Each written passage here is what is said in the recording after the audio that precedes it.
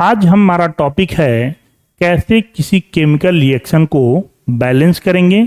Chemical reaction को balance करने के लिए कौन कौन से रूल हैं, बैलेंस इक्वेशन को क्या कहते हैं, अनबैलेंस इक्वेशन हो तो उसको क्या कहते हैं, कंजर्वेशन ऑफ मास से रिलेटेड थ्योरी पढ़ेंगे, स्केलेटन रिएक्शन किसे कहते हैं ये जानेंगे। अगर इन सब की नीड हो तो ये वीडियो आपके लिए है। मैं प्रभात त्रिपाठी, आइए शुरू करते हैं। केमिकल रिएक्शन के बारे में बताया जा रहा है कि किसी भी केमिकल रिएक्शन को लिखने के लिए सिंपलेस्ट वे क्या हो सकता है। अगर कोई अननोन बंदा है जिसको केमिस्ट्री की कोई जानकारी नहीं हो तो वो सिंपल, अगर आपको केमिकल रिएक्शन लिखने के लिए कहा जाए, जैसे एक सिंपल सा रिएक्शन है, मैग्नीशियम का ऑक्सीजन के साथ रिएक्शन मैग्नीशियम ऑक्साइड बनता है। अगर किसी को कुछ नहीं मालूम है तो वो सिंपली क्या लिखेगा, मैग्नीशियम लिखेगा प्लस ऑक्सीजन लिखेगा और प्रोडक्ट बना देगा मैग्नीशियम ऑक्साइड। तो जो सिंपलेस्ट वे हो सकता है केमिकल रिएक्शन को लिखने के लिए वो हमारा मेथड है वर्ड इक्वेशन। मतलब जो भी हमारे केमिकल्स हैं, जो भी एलिमेंट हैं, उनको वर्ड के रूप में रिप्रेजेंट करना। लिखा भी है, the description of the chemical reaction can be written in a shorter form, the simplest way is the word equation. अब ये इक्वेशन लिखने का क्या प्रोसेस होता है, अगर इसकी बात करें हम, तो आपका जो लेफ्ट साइड की तरफ पोर्शन होता है उसे हम रिएक्टेंट बोलते हैं। जो एरो के राइट साइड होता है वो हमारा क्या होता है, प्रोडक्ट होता है। रिएक्टेंट में यदि एक से ज्यादा मेंबर हैं तो उन्हें प्लस साइन द्वारा ऐड करते जाएंगे। वहीं प्रोडक्ट में भी अगर एक से ज्यादा नंबर हैं तो उन्हें प्लस से ऐड करते जाएंगे। लिखा भी है, the reactant are written on the left hand side with a plus sign between them. Product are written on the right hand side with plus sign between them. ठीक है, इन दोनों के बीच में आप क्या करते हो, रिएक्टेंट और प्रोडक्ट के बीच में आप एरो का सिंबल लगाते हो। एरो हमारा ये रिप्रेजेंट करता है कि एरो के टेल की तरफ हमारा रिएक्टेंट है और हेड की तरफ क्या है, प्रोडक्ट है। और रिएक्शन हमारा क्या हो रहा है, टेल से हेड की तरफ हो रहा है, अर्थात फॉरवर्ड डायरेक्शन में हो रहा है। क्लियर है? The arrow head point toward the products and show the direction of the reaction. क्या ये बात आपको समझ में आ रही है? सिंपल सी चीज है, सबको ये बातें मालूम होती हैं। अगर आगे बढ़े हम लोग तो नेक्स्ट हमारा इसी में आता है केमिकल फार्मूला क्या होता है। पढ़ें अगर आप तो chemical equation can be simplified by using chemical formula. Chemical formula क्या होता है, तो कोई भी कंपाउंड किस किस एलिमेंट से बना हुआ है उनको कंबाइंड रूप से जो रिप्रेजेंट करते हैं वो हमारा क्या है, केमिकल फार्मूला है। जैसे मैग्नीशियम ऑक्साइड कहा जाए तो ये MgO मैग्नीशियम ऑक्सीजन से बना है ना, तो इसका केमिकल फार्मूला क्या होगा, MgO होगा मैग्नीशियम ऑक्साइड का। The chemical equation represent a chemical reaction.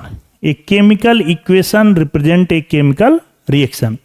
Magnesium का ऑक्सीजन के साथ रिएक्शन, प्रोडक्ट बन गया हमारा मैग्नीशियम ऑक्साइड। क्या ये बात समझ में आ रही है? अब जब किसी भी केमिकल को, एक्चुअली होता क्या है, जैसे केमिकल इक्वेशन कहा जाता है तो आप सिंपल वे में लिखते हो, है ना, सिंबॉलिक रूप से प्रत्येक एलिमेंट को रिप्रेजेंट करना, है ना। जैसे यहाँ पे magnesium plus oxygen magnesium oxide बना। अगर वर्ड के रूप में आपने लिखा तो पूरे वर्ड लिखे हो, मैग्नीशियम की पूरी स्पेलिंग, ऑक्सीजन की स्पेलिंग, मैग्नीशियम ऑक्साइड की स्पेलिंग। उसको सिंबल के रूप में रिप्रेजेंट करना, वो क्या हो जाएगा, हमारा केमिकल रिएक्शन हो जाएगा। जैसे मैग्नीशियम को Mg से रिप्रेजेंट करते हैं, ऑक्सीजन को O2 से रिप्रेजेंट करते हैं और मैग्नीशियम ऑक्साइड MgO होता है। तो इनके सिंबॉलिक हमने जो रिप्रेजेंटेशन किया है यही हमारा क्या है, केमिकल रिएक्शन है। अब ये जो केमिकल रिएक्शन लिखे जाते हैं, इधर जो लेफ्ट साइड में जितने भी एलिमेंट हैं, अगर उनकी संख्या राइट साइड के एलिमेंट की संख्या के इक्वल है तो उसे हम लोग बैलेंस केमिकल इक्वेशन कहते हैं। लेकिन अगर इनकी संख्या लेफ्ट साइड की संख्या राइट साइड के इक्वल नहीं है तो उसे हम लोग क्या बोलते हैं, अनबैलेंस बोलते हैं। क्लियर है? यही चीज आपको लिखा हुआ है कि if the number of atom of each element is not same on left hand side and right hand side the equation is unbalance. और जो अनबैलेंस इक्वेशन होता है उसी को हम लोग बोलते हैं skeletal chemical equation. It is called a skeletal chemical equation. और यदि ये बैलेंस होगा, दोनों लेफ्ट हैंड साइड के एलिमेंट की संख्या राइट हैंड साइड के इक्वल होगी, तो उसे हम लोग बोलते हैं बैलेंस। क्या ये बात समझ में आ रही है आपको? बहुत आसानी से आप देख सकते हो। स्केलेटल केमिकल इक्वेशन, यहां Mg एक है, यहां एक है, यहां ऑक्सीजन 2 है, यहां एक ही है। यानी लेफ्ट हैंड साइड में जो एलिमेंट हैं उनकी संख्या राइट साइड के इक्वल नहीं है। यहां 2 ऑक्सीजन है, यहां एक ही है। अतः ये क्या है? हमारा अनबैलेंस है। इसी को बोलेंगे स्केलेटल केमिकल इक्वेशन। कई बार पूछा भी जाता है। तो जो अनबैलेंस केमिकल इक्वेशन होते हैं उसी को हम लोग बोलते हैं स्केलेटल केमिकल इक्वेशन। ठीक है? और यही जब आप बैलेंस कर देते हो, यहां मैग्नीशियम 2 है, यहां भी मैग्नीशियम 2, यहां ऑक्सीजन 2 है, यहां भी ऑक्सीजन 2 है, तो ये हमारा कहलाएगा बैलेंस केमिकल इक्वेशन। क्या ये बातें आपको समझ में आ रही हैं? ये चीजें आपको ऑलरेडी बता दिया है। The reactant are written on the left hand side with plus sign between them, product is written on the right hand side with plus sign between them, और एरो जो है, the arrow head point toward the product and show the direction of reaction. ये आपको अभी पिछले slide में बताया। क्या ये बातें आपको समझ में आ रही हैं? Symbolic representation of the element is the chemical reaction. और केमिकल रिएक्शन में यदि एलिमेंट की संख्या लेफ्ट हैंड साइड और राइट हैंड साइड दोनों तरफ सेम हो तो उसे बैलेंस बोलेंगे, और यदि दोनों तरफ डिफरेंट हो तो उसे अनबैलेंस बोलेंगे। अनबैलेंस केमिकल इक्वेशन को ही हम लोग क्या बोलते हैं? स्केलेटल केमिकल इक्वेशन बोलते हैं। क्लियर है? आइए नेक्स्ट अगर देखा जाए तो नेक्स्ट हमारा एक लॉ है जो अक्सर कई बार आपके बोर्ड के एग्जाम में पूछा गया है, law of conservation of mass. ये रूल क्या बताता है? तो ये रूल ये बताता है कि जब भी कोई केमिकल रिएक्शन होता है ना, तो एलिमेंट की संख्या जो लेफ्ट हैंड साइड में रहती है वही संख्या क्या होती है? राइट हैंड साइड में भी होती है। ये तो आपको अच्छे से मालूम है। मास के बारे में बात करें तो जो रिएक्टेंट का मास होगा वही फाइनली क्या होगा? प्रोडक्ट का भी मास होगा। तो हमारा law of conservation of mass ये बताता है, according to the law of conservation of mass, mass can neither be created nor destroy in chemical reaction, that is the total mass of the element present in the product is equal to the total mass of the element in the reactant। अर्थात reactant का मास product के मास के equal होता है। किसी भी chemical reaction में न मास क्रिएट हो सकती है ना ही डिस्ट्रॉय होती है। यही है हमारा क्या? Law of conservation of mass. Clear है? आगे अगर देखें, the number of atom of each element remain the same before and after the chemical reaction. तो the skeletal chemical equation must be balance. ठीक है? जो हमारा स्केलेटल केमिकल इक्वेशन है वो हमेशा क्या होना चाहिए? बैलेंस होना चाहिए। रिएक्शन की बात करें, यहां पे अगेन एक अच्छा सा रिएक्शन दिया है, अक्सर एग्जाम में भी आता है। वर्ड फॉर्म में zinc plus sulphuric acid product बनता है जिंक सल्फेट प्लस हाइड्रोजन। अगर केमिकल रिप्रेजेंटेशन करें इसका, प्रत्येक एलिमेंट के सिंबल को यूज करें तो zinc Zn plus H2SO4 product क्या बनता है?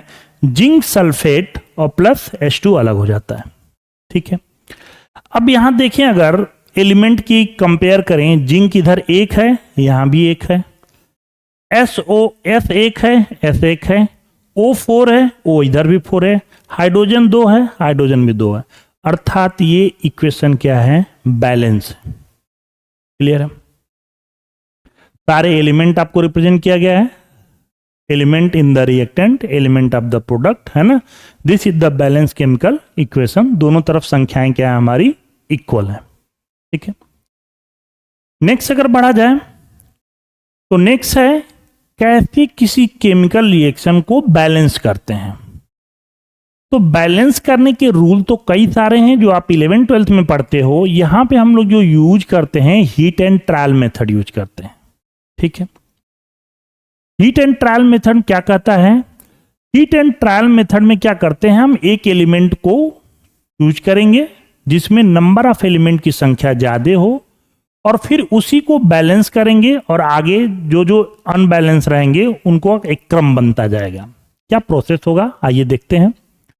Balance a chemical equation using least whole number coefficient. एक रिएक्शन दिया है Fe में H2O का रिएक्शन कराना है, Fe3O4 बन रहा है प्लस H2 बन रहा है। सबसे पहला स्टेप क्या होगा बैलेंस करने के लिए? तो सबसे पहला स्टेप है draw the boxes around each formula and do not change anything inside the box. सबसे पहले क्या करा, एक बॉक्स बना लो सबको। ठीक है, सेकेंड स्टेप में क्या कहा गया है, list the number of atom of different element, है ना। सारे एलिमेंट का अलग अलग उनकी संख्या लिख लो। जैसे यहां पे देखा जाए Fe रिएक्टेंट में 1 है, हाइड्रोजन 2 है, ऑक्सीजन 1 है। प्रोडक्ट की बात करें तो प्रोडक्ट में देखो Fe3 है, ऑक्सीजन 4 है, हाइड्रोजन कितने हैं, 2 है। हमने सारे एलिमेंट की संख्या लिख ली। उसके बाद क्या करेंगे, हम तीसरे स्टेप में आएंगे और तीसरे स्टेप में हम क्या करेंगे, उस कंपाउंड को चूज करेंगे जिसमें नंबर ऑफ एलिमेंट क्या हो, ज्यादा हो। सेलेक्ट द कंपाउंड रिएक्टेंट और प्रोडक्ट, रिएक्टेंट में या फिर प्रोडक्ट में, दोनों में, जिसमें having maximum number of atom. अगर आप इक्वेशन की बात करें तो इक्वेशन में Fe3O4 यहां पे देखें टोटल 7 संख्याएं हैं, 3 इसके 4 ये, तो यहां जो एलिमेंट की संख्या सबसे ज्यादा है इसको आप चूज कर लीजिए। ठीक है, चूज करने के बाद क्या करेंगे, in that select the element having maximum number of atom, है ना। अब इसमें से आप उसे ढूंढिए जो सबसे ज्यादा संख्या में है। तो यहां देखिए सबसे ज्यादा संख्या में क्या है, ऑक्सीजन है। अब ऑक्सीजन को आपका सबसे पहले बैलेंस करना होगा। यहां ऑक्सीजन कितना है, 4, यहां कितना है, 1। तो इसे बैलेंस करने के लिए आपने इधर भी क्या कर लिया, 4 कर दिया। क्लियर है। अब जैसे ही इधर 4 करोगे, अब आप देखो कि ऑक्सीजन बैलेंस हो गया। अब दूसरे नंबर पे ये हमारा आयरन है। अगर आयरन देखा जाए यहां 3 है, यहां कितना है, 1 है। इसे बैलेंस करेंगे तो यहां 3 है, तो यहां पे भी क्या करना होगा, 3 करना होगा, है ना। तो आप फाइनली ये देख पा रहे हैं कि आपने क्या किया, ऑक्सीजन 4 था तो ऑक्सीजन यहां 4 आपने लगा लिया, यहां आयरन 3 था तो आप आयरन यहां पे 3 कर लिए। क्या ये बात समझ में आ रही है? यही चीज लिखा हुआ है। इनिशियली हाइड्रोजन 1 था, हमने प्रोडक्ट में क्या कर लिया, इधर Fe3O4, ऑक्सीजन इधर 4 था ऑक्सीजन की। बैलेंस करने के लिए क्या करेंगे, इसमें 4 का गुणा कर दिया, इसमें एज इट इज है ही 4, है ना। अर्थात यहाँ 4 है ही और यहां पे हमने क्या किया, 4 का मल्टीप्लाई कर लिया। ठीक है, नेक्स्ट स्टेप पे आए। अगर नेक्स्ट स्टेप में क्या होगा, balance the number of hydrogen atom, है ना।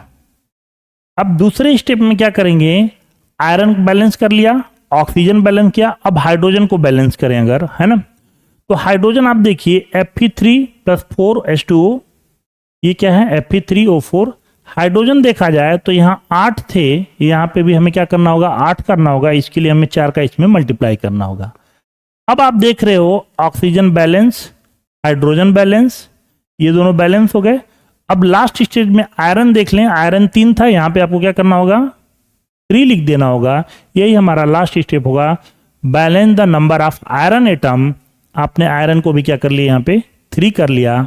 अब आप देख सकते हो कि दोनों स्टेप में, है ना, एलिमेंट में लेफ्ट हैंड साइड और राइट हैंड साइड दोनों में हमारे एलिमेंट क्या हो गए हैं, बैलेंस हो गए। क्या ये बात समझ में आ रही है? तो स्टेप नंबर 1 क्या था, बॉक्स बनाना। स्टेप नंबर 2 क्या था, रिएक्टेंट या प्रोडक्ट में उस कंपाउंड को चूज करना जिसमें नंबर ऑफ एलिमेंट सबसे ज्यादा हो, है ना। जैसे नंबर ऑफ एलिमेंट ज्यादा आ जाते हैं, वहां पे आप उस एलिमेंट जो सबसे ज्यादा नंबर में है संख्या, जैसे यहाँ पे ऑक्सीजन था, ऑक्सीजन 4 थी, तो पहले ऑक्सीजन को बैलेंस करिए। ऑक्सीजन के साथ साथ फिर हाइड्रोजन भी अनबैलेंस हो गया। हाइड्रोजन जब अनबैलेंस हुआ तो आपने हाइड्रोजन को भी बैलेंस करने का प्रयास किया, हाइड्रोजन को, ठीक है। और फिर जब हाइड्रोजन भी हो गया, ऑक्सीजन भी हो गया, तो फिर आपने आयरन देखा और फाइनली आयरन को आपने बैलेंस किया। क्लियर है? समझ में आ रही बात? ये याद रखना है। सबसे पहले बॉक्स, फिर रिएक्टेंट या प्रोडक्ट में से जिसमें सबसे ज्यादा नंबर ऑफ एलिमेंट है उसे बैलेंस करने की कोशिश करिए, फिर अलग एलिमेंट को, ठीक है ना। आइए आगे बढ़ते हैं। अच्छा, एक चीज और, ये रिएक्शन भी आपको याद रखना है क्योंकि कई बार पूछा जा चुका है बैलेंस करने के लिए, है ना। नेक्स्ट अगर बढ़ते हैं नेक्स्ट तरफ, ये आपने बैलेंस कर लिया। अब बैलेंस करने के बाद भी, है ना, कुछ फिजिकल कंडीशन, किस इन्वायरमेंट में रिएक्शन हो रहा है। सेकंड चीज, जो हमारे एलिमेंट बन रहे हैं वो सॉलिड हैं, लिक्विड हैं, एक्वस फॉर्म में, इन सब चीजों को भी आप रिप्रेजेंट कर देते हैं, जिससे हमारा जो केमिकल रिएक्शन होता है वो मोर इंफॉर्मेटिव हो जाता है ना, ज्यादा से ज्यादा इंफॉर्मेशन देता है। जैसे count atom of each element on both side the equation to check, balance कर लीजिए, दोनों तरफ चेक कर लीजिए बैलेंस है या नहीं। तो आप Fe3 था, यहाँ भी Fe3 है, ऑक्सीजन यहाँ पे चार है, यहाँ पे ऑक्सीजन 4 है, हाइड्रोजन 4 2 8 है, यहाँ भी ऑक्सीजन हाइड्रोजन कितना है 8 है, बैलेंस हो गया। अब आगे कह रहा है if necessary the physical state such as gaseous, liquid, aqueous, solid state are included in the chemical reaction. तो यहाँ आयरन में सॉलिड लिख दीजिए, H2O गैसियस, सॉलिड गैस, है ना। H2O-G indicate that the water is use in the form of steam. Water हमारा क्या होता है, लिक्विड स्टेट में होता है, लेकिन यहाँ पे आयरन किसके साथ रिएक्शन करता है, स्टीम के साथ रिएक्शन करता है। नेक्स्ट चैप्टर में आप पढ़ेंगे कि कौन कौन से स्टीम के साथ रिएक्शन करते हैं, है ना। जैसे आप पढ़ेंगे सोडियम पोटेशियम कोल्ड वाटर के साथ, है ना, ठीक है, मैग्नीशियम हॉट वाटर के साथ, है ना। ऐसे बहुत सारे इंफॉर्मेशन आपको नेक्स्ट चैप्टर में मिलेंगे। फिलहाल आपको याद रखना है आयरन किसके साथ रिएक्शन करता है, स्टीम के साथ रिएक्शन करता है। नेक्स्ट अगर बढ़ा जाए, समटाइम्स द रिएक्शन कंडीशन जैसे temperature, pressure, catalyst etcetera are indicated above and below the arrow on the equation. कभी कभी जब हम लोग केमिकल रिएक्शन लिखते हैं तो वो इक्वेशन कभी किसी स्पेसिफिक कंडीशन में होती है, किसी पर्टिकुलर टेम्परेचर पे होता है, या किसी पर्टिकुलर एलिमेंट की उपस्थिति में होता है ना। तो उन सारी चीजों को हमें मेंशन करना पड़ता है। जैसे कार्बन मोनोऑक्साइड हाइड्रोजन के साथ रिएक्शन कराते हैं तो 340 एटमॉस्फेरिक प्रेशर पे होता है और प्रोडक्ट बनता है मेथेनॉल। मेथेनॉल, है ना, नाम याद रखिएगा। कार्बन मोनोऑक्साइड का हाइड्रोजन के साथ रिएक्शन, प्रोडक्ट बनता है मेथेनॉल। ऐसे ही कार्बन डाइऑक्साइड वाटर के साथ रिएक्शन कराते हैं सनलाइट की उपस्थिति में, क्लोरोफिल, है ना, सनलाइट की उपस्थिति, सनलाइट और क्लोरोफिल की उपस्थिति में ये क्या बनता है, ग्लूकोज, ऑक्सीजन और वाटर। ये बातें याद रहेंगी। आई थिंक इतनी बात आपको अगर समझ में आ गई है तो इसी पे बेस्ड हमने कुछ क्वेश्चन लिया हुआ है जो प्रीवियस ईयर में आए हुए हैं। आइए उनको भी देख लेते हैं। जैसे पहला क्वेश्चन पूछा गया है, what is mean by the balance chemical equation. तो बैलेंस केमिकल इक्वेशन क्या होता है, तो वो इक्वेशन बैलेंस कहलाएगा जिसमें लेफ्ट हैंड साइड में एलिमेंट की संख्या राइट हैंड साइड के एलिमेंट की संख्या के इक्वल हो। वहीं सेकेंड क्वेश्चन का है, balance the following chemical reaction. Fe का वाटर के साथ रिएक्शन Fe3O4 O2, तो बैलेंस करेंगे क्या होगा, आयरन 3 आएगा, H2O 4 टाइम H2O, Fe3O4 और H2 4 टाइम, है ना। ये भी आपने बैलेंस किया है अभी। Why should A chemical equation be balance, balance क्यों करना चाहिए, है ना। तो यहां का इसका आंसर है, it should be balance to obey the law of conservation of mass. Balance इसलिए करना जरूरी है क्योंकि हमें law of conservation of mass को फॉलो कराना है, और law of conservation of mass क्या कहता है कि mass can neither be created nor be destroy in any chemical reaction.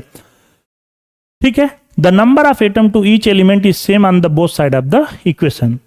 Next question है balance the following chemical reaction, और इक्वेशन क्या लिखा हुआ है C2H5 यानी एथेन। एथेन का ऑक्सीजन के साथ रिएक्शन है, कार्बन डाइऑक्साइड और वाटर बना हुआ है ना। अगर बैलेंस करें आंसर पे ना जाए हम, तो अगर आपको मालूम है सबसे पहले उस कंपाउंड को चूज करेंगे जिसमें नंबर ऑफ एलिमेंट ज्यादा होते हैं। तो आपने यहां पे देखा कि ये C2H6 है, यानी यहां पे नंबर ऑफ एलिमेंट ज्यादा हैं, तो इसको पहले सबसे पहले बैलेंस करेंगे। तो कार्बन कितना है, यहाँ 2 है, कार्बन यहाँ 2 करने के लिए आप यहाँ 2 लगा दोगे। हाइड्रोजन यहाँ कितने हैं, हाइड्रोजन 6 है, हाइड्रोजन को 6 करने के लिए यहाँ 2 हाइड्रोजन लिखा हुआ है, तो यहाँ आपको 3 लगाना पड़ेगा, 6 हो गए। ठीक है, अब बात आएगी ऑक्सीजन की। ऑक्सीजन आप देखिए यहाँ पे कितने हो गए, यहाँ पे 3 ऑक्सीजन यहाँ पे हैं और 2 दूना के 4, 4 और 3 7 हमारे क्या हो गए, ऑक्सीजन हो गए। अब 7 ऑक्सीजन को करने के लिए हमें क्या करना पड़ेगा, यहाँ पे 2 है तो हम यहाँ पे लिख देते हैं 7/2, 2 से 2 कैंसिल, 7 हो जाएंगे। अब जाहिर सी बात है कोई भी एलिमेंट फ्रैक्शन में नहीं होता है, तो इस पूरे इक्वेशन में हमें क्या करना होगा, 2 का मल्टीप्लाई कर देना होगा। अगर 2 का मल्टीप्लाई करें तो ये 2C2H6 हो जाएगा, यहाँ 2 से कैंसिल होगा 7O2 हो जाएगा, यहाँ 2 का मल्टीप्लाई करें तो 4CO2 और यहाँ 2 का मल्टीप्लाई करें तो 6H2O हो जाएगा। ये बात समझ में आ रही है। नेक्स्ट क्वेश्चन करें तो state the law of conservation of मास। तो आपने पढ़ ही रखा है कि इनके any chemical reaction mass can neither be created nor be destroy. ठीक है, तो यही आपको रिएक्शन लिख देना है। अगेन लिख रहा है balance the following chemical reaction, zinc का H2O के साथ ZnSO4 H2O, ये बैलेंस है, इसमें कोई परिवर्तन करने की जरूरत आपको नहीं है। ठीक है,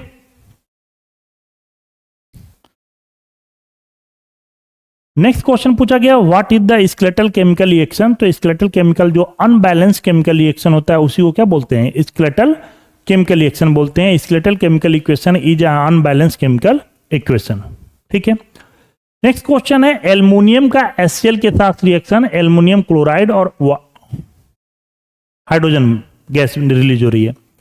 बैलेंस करने के लिए क्या करोगे आप, बैलेंस करने के लिए आप यही करोगे कि जो सबसे बड़ा कंपाउंड है उसे चूज करोगे। सबसे बड़ा कंपाउंड आपको दिख रहा है AlCl3।